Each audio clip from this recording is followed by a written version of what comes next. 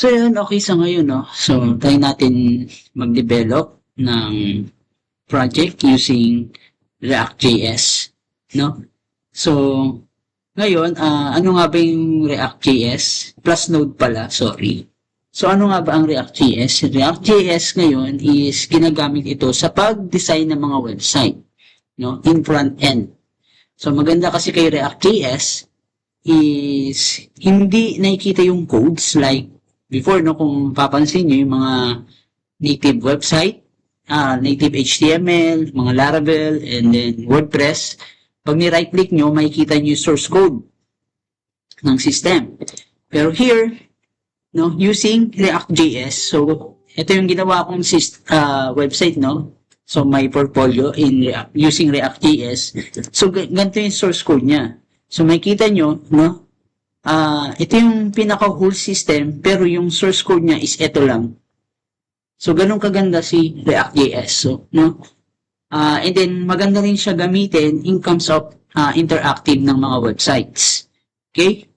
Ngayon naman, si Node.js naman, ito naman yung backend kung saan ginagamit natin ito to communicate the website or the front end into backend or database. Okay? So ngayon, ano nga ba mga kailangan natin para makapag-develop tayo makagawa tayo ng web application using React.js and Node.js. So first, kailangan natin si Visual Studio kung saan dito tayo nagko-code. So ito siya, ito yung itsura ng Visual Studio. Yan. Kung saan, ito yung ginagamit natin to makapag-develop ng isang web application.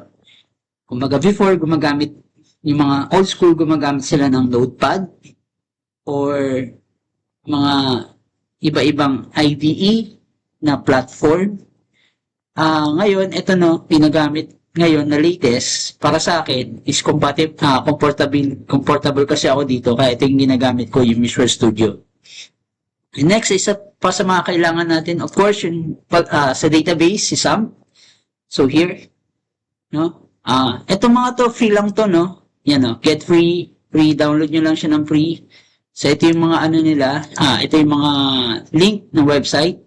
So here, no? Of course. And then, isa pa sa mga kailangan natin para mag-run yung Node.js natin, and then yung ano natin,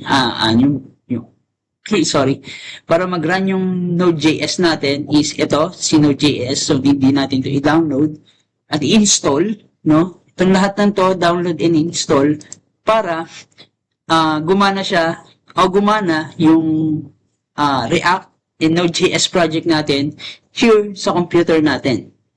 Okay? So, yan. Puntahan nyo lang itong mga to. Visual Studio, yan, Apache, and Node.js. Okay? So, yan yung mga kailangan natin.